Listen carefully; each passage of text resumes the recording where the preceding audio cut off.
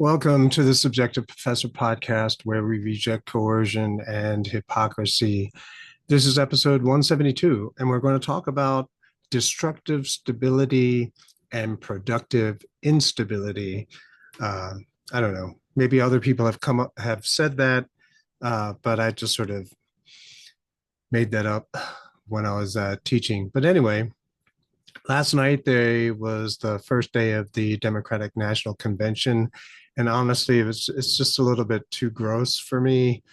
Um, Wheeling Biden out uh, at midnight so that most of the people in America would already be in bed, and so they'll just listen to the edited versions, edited summaries the next day, which means that they won't see all the gaffes and all the just the weirdness. I don't know. But the clips that I've seen for a party whose slogan is joy, there's a lot of angry people yelling and screaming and just a lot of rage. It's just kind of weird.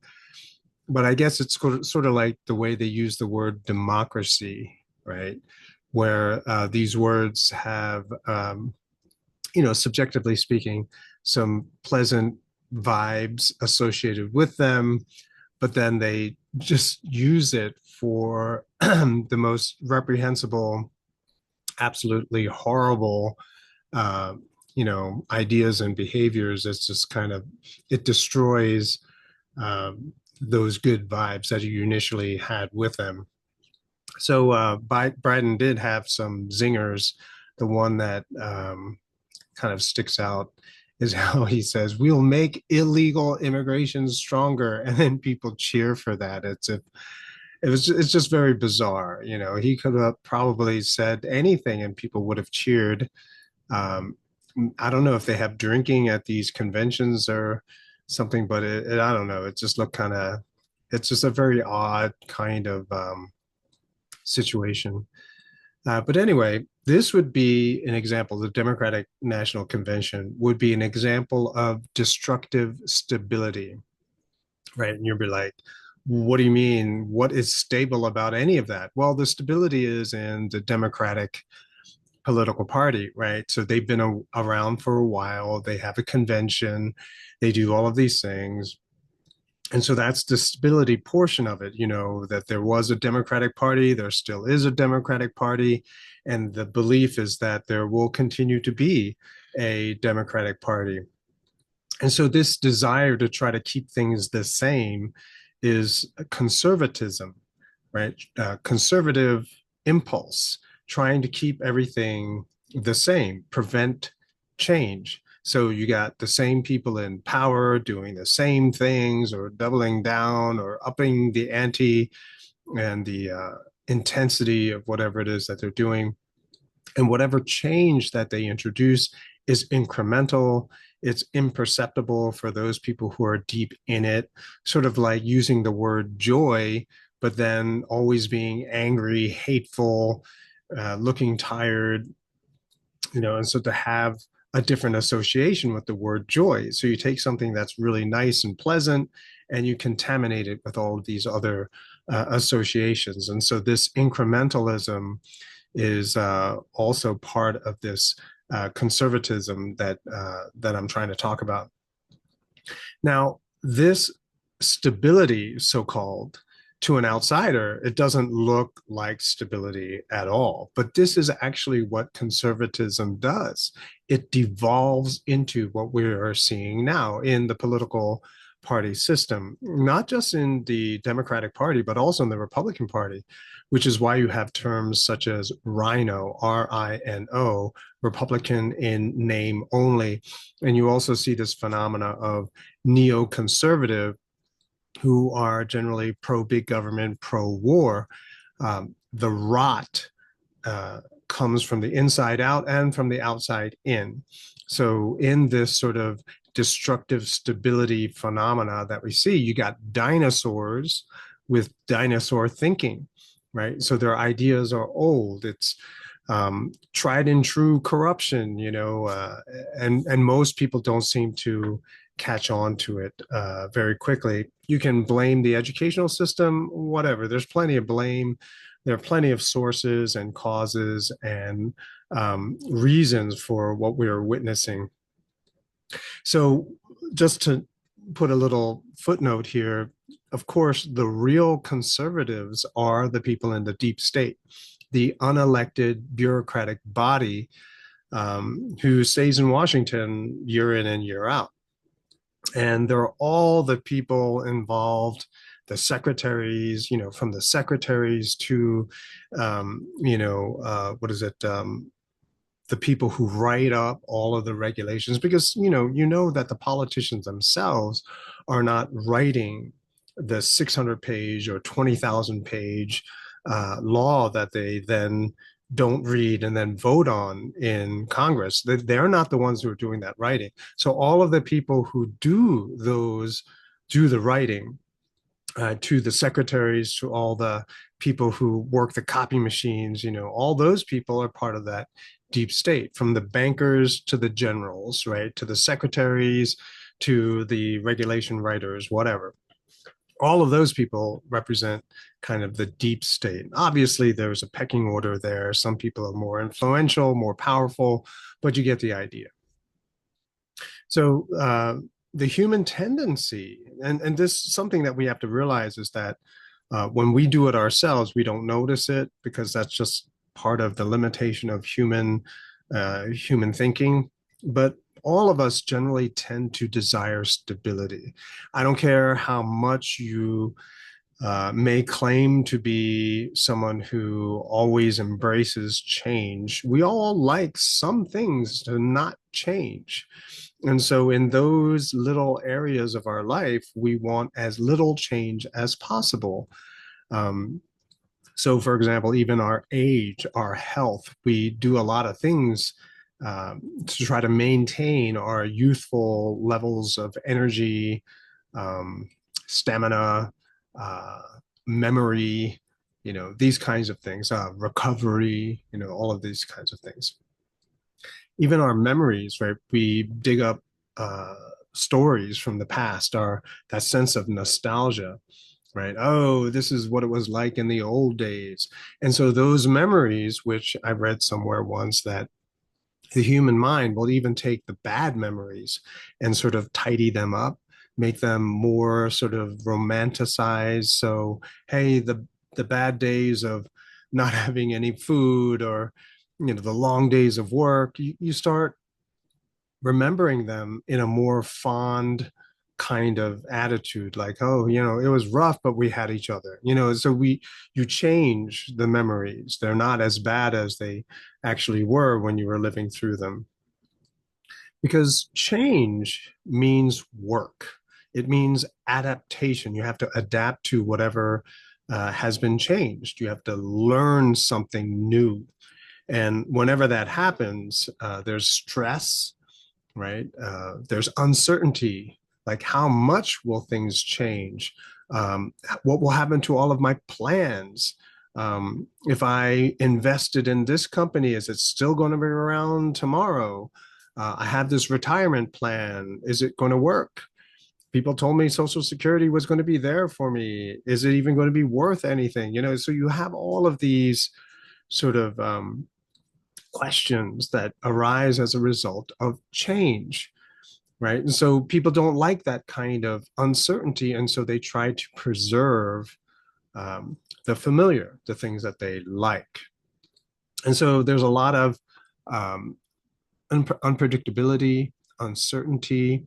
It makes it very difficult for planning. You have to now consider risk, right? The probability or the potential that something will fail, right? Risk, excuse me. Then you have to start thinking in terms of time preferences, right? When will I need this? How urgent is this? Now you got to start thinking about priorities. And excuse me, a lot of people don't like thinking this way. And you see that in the young generation. When I was in university and I was teaching, a lot of students did not like that, right? Particularly these days, they were allowed to get to college, you know, being protected from stressful situations. So taking a test, there's a lot of anxiety. I know I spent a whole lifetime taking tests. And so you get anxious. And some people who weren't taught how to cope with that stress, how to manage it, and how to overcome that stress, they were allowed to take a day off. They were allowed to have more time to take the test. They were allowed to go to a different location from the rest of the class to take their test, right? And so they were accommodated in such a way that they never really had to deal with all of that stress. And so they try to do everything to avoid the stress. And so even people who are very, very smart, intelligent, very capable, they just can't handle that stress. And so the response, what I saw from a lot of students was they took the attitude of live in the moment, right? Don't think about tomorrow. Don't think about yesterday. Just live in the moment. And, it's even more catching because these days the hope of buying a house is just almost non-existent. And so rather than trying to save for the house, they just spend all their money now. Why worry about the future? It doesn't really matter. Now, in Washington, D.C., people express their desire for stability by writing laws and regulations. And so you see this all over the place. You may not even be aware of this until you think about the terminology. But preservation societies, conservation societies, what are they? They don't want change, right? Keep this building the way it is. It has so much history to it. Oh, preserve this open space. I like the birds and the wildlife that come here. Uh, our traditions are important. So let's talk about multiculturalism, where we get to say that you can't challenge our cultural practices because it's part of our culture, this kind of idea. And so once you realize that conservatism is expressed through laws and regulations, then you realize that most of Washington, D.C. is conservative, right? It's not, oh, the Republicans are the conservatives and the Democrats are the liberals. No, no, they all write regulations, which means that they are all conservatives. Now, and we'll talk about liberals maybe in another, maybe later, but make no mistake, I'm as conservative as anyone else. I still have clothes from college, which was, I don't know, what, 40 years ago? So I have clothes from my freshman year of college. I dress pretty much in the same way.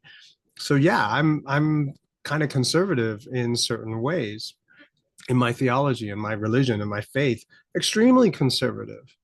But here's the difference between myself and all of these other conservatives that we normally see in the deep state. I have to pay for the things that I want to preserve. In DC, by legislating their own conservatism, their morality, they force everyone else to pay for their desired traditions. I mean, that's what socialism is, right? They coerce everybody else to preserve their pet projects. They spread out the cost of their behavior to everyone else in society. They socialize, spread out the cost so that the cost for them is very low, whereas all of us have to pay a tremendous amount now for the collective over the last 100 or so years, collective conservatism that has been building up in Washington, D.C. And we can see it through the national debt, right? Over $35 trillion at this point in 2024. So even though I am as conservative as everybody else, I have to pay. I have to make a decision. What am I willing to pay for? And the things that I'm willing to pay for, that's what I pay for. But I can't afford anything else. And so those other areas of my life, they're going to see a lot of change. So instead of having this destructive stability, right, where trying to preserve things is really expensive and also impedes development and innovation, you get corruption deep seated into the system, and they get to stay there because the system remains the same. Okay. What we want instead of that is we want productive instability, right? Productive instability. So instead of destructive stability, we want productive instability, where there's a lot of change in society, but most of the people in society actually love all of the change. And the small percentage, whether it's 1%, 10%, 20%, 49%, whatever, they get to still do whatever it is that they want. In other words, it's not all of a sudden we're going to change the system and so everyone has to change over. No, the change is gradual. Some people will take advantage of innovations, the lower costs or whatever. But other people will say, oh, the old ways are better. The old tools last longer. The old cars, they run better, whatever. They still get to do what they want. Maybe over time, it starts to get too expensive, right? It's too expensive to maintain those traditions. So they'll come around, right? But everyone gets to do what they want. That's what freedom is all about. And so productive instability allows for freedom. There is no coercion, there is no oppression, there is no canceling. Everyone gets to choose what it is that they want according to their situation, according to their budget. They get to do what they want. If you look in society, a couple of examples of productive instability: cell phones. Cell phones totally revolutionized phone calls. I don't know, I'm part of the generation where I couldn't go out with friends because I was waiting for a phone call. And so I had to stand next or sit next to the phone all day long for that phone call you were waiting for, right? Uh, so massive instability, right? All this change that's happening as a result of cell phones, but the lives of people are better. There are so many more advantages, so many things you can do now with cell phones, which also has, cell phones itself has a downside, but that's as a result of destructive stability, right? Because you have deep-seated corruption in the government, the cell phones are now becoming, government listening devices and whatever, if you're into that thing. Streaming sites, right, to watch movies or whatever. I'm also part of the generation where if you didn't go to a movie theater, you didn't see a movie. And then they started having VHS, video rentals, which was like awesome. And then you had mail order DVDs. And then now we have streaming. Okay. So that changed, the change that had happened. Most people kind of really liked it. It was more convenient. It was cheaper. There's fast building technology. There's 3D printing. There's just so many other parts of society where the technological development is continues at a very fast pace, and you don't see a whole lot of people complaining. So the fewer regulations there are, the more change that you'll see in society. Now there are some issues to this, but again, I'll talk about it on another day, perhaps. But compared to what we're looking at now, all of this angry, hateful, you know, chest thumping and then calling it joy, it's just weird. It's just odd. It's strange. Not to use the Democratic weird in the weird way that they are using it. But anyway, what we're looking at and what we begin to see with all of this change is a natural life and death process of businesses.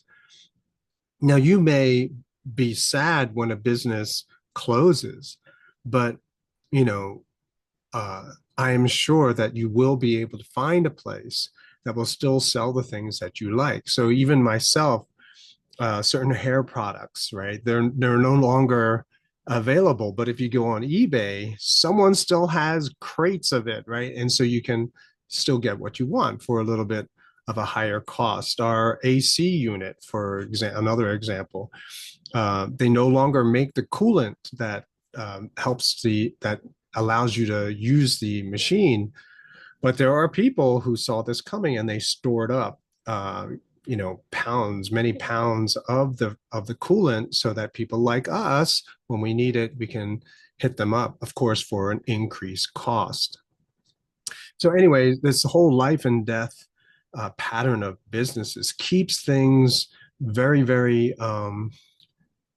It makes it difficult for people to get their claws into a certain aspect of life and therefore breed corruption. Very difficult to do that, right? So you take over a company, but then the company is obsolete So all the effort that you made to have insider trading or price fixing, all of that comes to nothing. Uh, Another example of a business that I personally am sorry to see go is the wooden jigsaw puzzles. I don't know. The one company I ordered from is Quirtle, but they were really expensive. I could never buy any of them until they're going doing their out of business sale. They're very cool. They're not they're jigsaw puzzles, but the shapes of the pieces are non-traditional. So it's actually very cool. Something went wrong financially planning. I think they overproduced and the prices were too high, and so they couldn't unload their stock, right, their inventory, and so they're going bankrupt. But that's part of life, right? So to try to prop that business up is to prop up a business that has otherwise failed.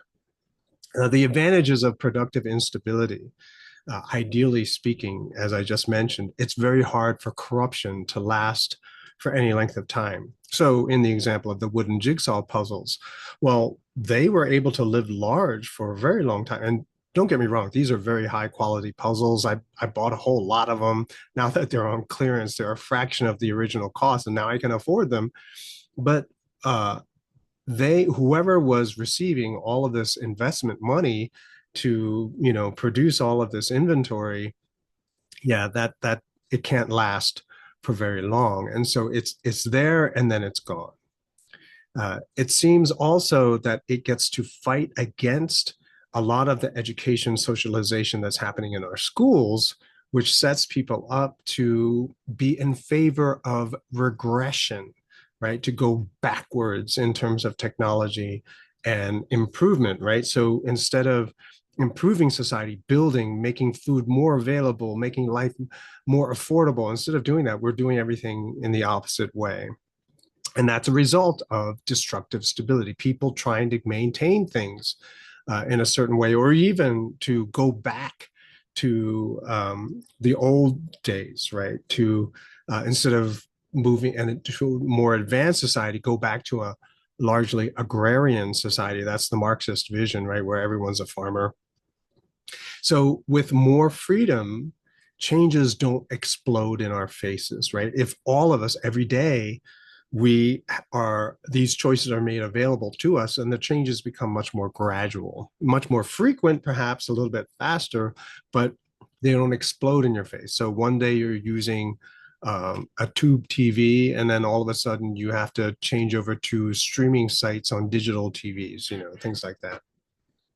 So the change is much more gradual. You can manage it. You can keep up with all of the knowledge changes as opposed to now. Like even my parents, because they were in their 80s when they made the changeover into digital.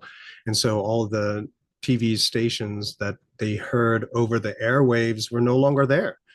And it was very difficult. Like I had, even though I would teach them over, I would write down the instructions, they could not learn the new system. And I would imagine that younger people, uh, middle-aged people would also have similar experiences, except with their jobs, with their training, with whatever skills that they had acquired over their life. And it's really hard to change over.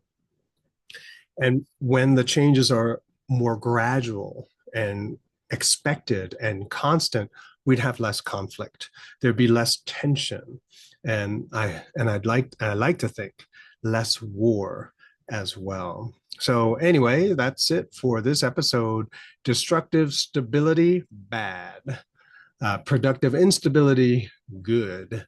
And so fostering freedom will give us that productive instability uh, within which people can still choose what areas of their life they want to be a conservative. That's it for today, and I'll talk to you next time.